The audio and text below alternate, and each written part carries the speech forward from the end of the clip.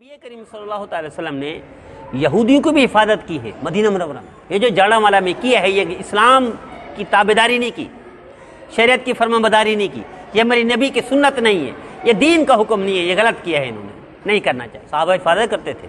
यही हुक्म है इस्लामी रियासत को कि जो छेड़छाड़ ना करें, आपको नुकसान ना पहुँचाए, दीन को नुकसान ना पहुँचे, उनकी हिफाजत करो, उन्हें आज़ादी दे दो। ज़बरदस्ती कलमा नहीं पढ़ो।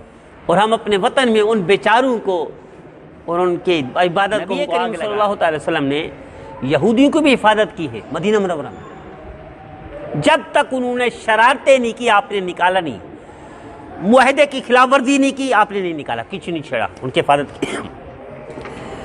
यहूदी को निकाल दिया, वो शरारतें कर रहे थे, मुआहदा तोड़ रहे थे, उभार रहे थे कुफार मुक्का को, तो उनको तो निकाला। बाकी जो मुशरिकीन थे, कुफार थे, ईसाई थे, यहूदी थे, वो सारे मौजूद थे, आप हिफाजत फरमाते थे, सहाबा हिफाजत करते थे।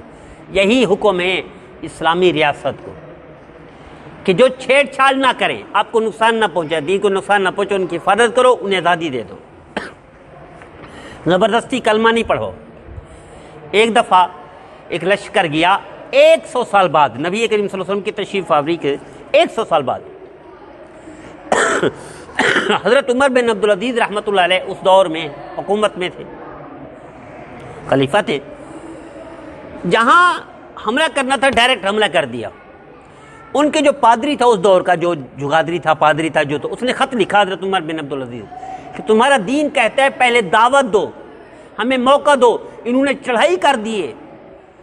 हज़रत उमर बिन अब्दुल अज़ीज़ रहमतुल्लाह अलैह ने वापस बुलवाया उनको, फौजों को वापस बुलवाया और उनको मौका दिया। ये शरीयत का हुक्म है। हज़रत मुआविया रज़ियल्लाहु तआला अन्हु के साथ मुआहिदा था कुछ कुफार का, मसलन मुआहिदा ख़त्म होता है कल। हज़रत मुआविया रज़ियल्लाहु अन्हु चूँकि कल मुआहिदा ख़त्म होने, रात के 12 बजे पूरी आर्मी को उनके बॉर्डर पर लगा दिया।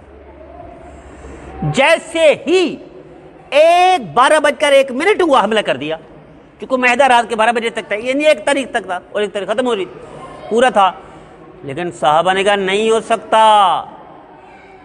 ये नबी का अमल नहीं है, ये मसनून अमल नहीं है कि ठीक है मुआहिदा ख़त्म हो गया, अब हम हमला कर सकते हैं, लेकिन इस तरह करना ये मुसलमान को शेवा नहीं देता। फौज हटाई, हज़रत मुआविया रज़ियल्लाहु तआला ने वापस कदम उठाया, फतह किया हुआ, वापस दे दे, वापस आ गए। और हम अपने वतन में उन बेचारों को और उनके इबादत को हमको आग लगा रहे हैं। फिर नतीजा क्या होगा? ज़्यादा ममालिक तो ईसाई हैं दुनिया में, फिर आप तो कहीं रह नहीं सकते। अगर हम ऐसा करना शुरू कर दें कि हमारे ईसाई कितने, 2% भी नहीं है। पाकिस्तान में गैर मुस्लिम टोटल यहूदी, हिंदू, बुद्ध मत, ईसाई टोटल 2% है। टोटल ईसाई 2% नहीं है, टोटल 2% है। हम तो कहीं 5% है, कहीं 10% है। अगर हम हमारी तरह वो भी हमले करना शुरू कर दें, इंडिया करे। देखो इंडिया के जो मुसलमान हैं वो बराबर के हिंदू के, लेकिन जैसे कराची की मरदमशुमारी में गबन होता है, इसी तरह वहाँ भी गबन होता है। मुझे सहारनपुर का बंदा मिला, कहने लगे जितने हिंदू हैं उतने ही मुसलमान हैं इंडिया में, लेकिन मरदमशुमारी गलत करते हैं। अब हिंदू के तहकीकात इदारे कुछ कहते हैं 50 करोड़ है मुसलमान, जबकि 1.5 करोड़ आबादी है इंडिया की। कुछ कहते हैं 40 करोड़ है, लेकिन जो हुकूमत मानती है वो कहती है 25 करोड़ है।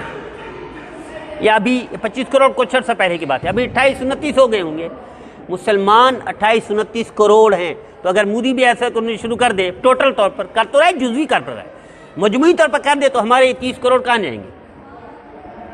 इसी तरह ऑस्ट्रेलिया बहुत सारे मुसलमान हैं, जापान बहुत सारे मुसलमान हैं, अमेरिका ईसाइयों के बाद सबसे ज़्यादा मुसलमान है, जर्मनी ईसाइयों के बाद सबसे ज़्यादा मुसलमान है, फ्रांस ईसाइयों के बाद सबसे ज़्यादा मुसलमान है, इंग्लैंड ईसाइयों के बाद सबसे ज़्यादा मुसलमान है, इटली ईसाइयों के बाद सबसे मुसलमान है। तो क्या करेंगे फिर? यही करेंगे जो हम कर रहे हैं। हमें ज़्यादा नुकसान होगा इसका, उनको कम है। वो तो 2% भी नहीं है, टोटल सारी गैर मुस्लिम आबादी। तो मेरे अज़ीज़ों, ये जो जाड़ामाला में किया है, ये इस्लाम की ताबेदारी नहीं की, शरीयत की फरमाबरदारी नहीं की, ये हमारी नबी की सुन्नत नहीं है, ये दीन का हुक्म नहीं है, ये गलत किया है इन्होंने, नहीं करना चाहिए। मेरे नबी का हुक्म क्या है? सिलमन कतक वाफ़ु मन ज़लमक वासन इला मन असा इलैक। मेरे नबी फरमाते हैं कि जो तोड़े उससे जोड़ो, जो जुल्म करे उसे माफ करो, जो बुराई करे उसके साथ अच्छाई करो। ये तो मेरे नबी का हुक्म है। और हम क्या कर रहे हैं? शरीयत हुक्म देती है इनकी हिफाजत करो। अगर वो छेड़छाड़ नहीं करते, नुकसान नहीं करते, लड़ाई झगड़े फसाद नहीं करते, इनकी हिफाजत करो, इनकी इबादत को हिफाजत करो। और हम क्या कर रहे हैं? हम आग लगा रहे हैं। तो नतीजा फिर रद्द-ए-अमल क्या होगा? देखो, अक़वाम मुत्तहिदा इन्हीं के हाथों में है, ईसाइयों के हाथों में है। वर्ल्ड बैंक ईसाइयों के हाथों में है, बड़े बड़े इदारे ईसाइयों के हाथों में, बड़ी बड़ी कंपनियां ईसाइयों यहूदियों के हाथों में। अगर हम आग लगाएंगे तो वो क्या करेंगे? बच्चों की खाने पीने की खुराक की जितनी चीजें सारी ईसाइयों के यहूदी की, वो सिर्फ बंद कर दे, बच्चे बिलक बिलक कर मर जाएंगे हमारे। आपको पता नहीं हमारे साथ हो क्या रहा है, लगने में पता नहीं। 75 साल में हम बच्चों की खुराक तैयार नहीं कर सके। मैं अपने साथियों को कह रहा था कि जश्न आज़ादी मनाने के लिए जो बच्चे चीजें लेते हैं, ये सारी चाइना के, किसी एक को पाकिस्तान की मेडल नहीं कह सकते। आप ये रोड, सामने रोड है, इसी रोड पर खड़े हो जाएं, बाइक आए देखें, पाकिस्तान की नहीं होगी।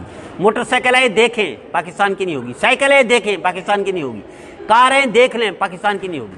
ट्रक चले देखें, पाकिस्तान की नहीं होगी। कोच कोस्टर निकले यहाँ से, पाकिस्तान की नहीं होगी।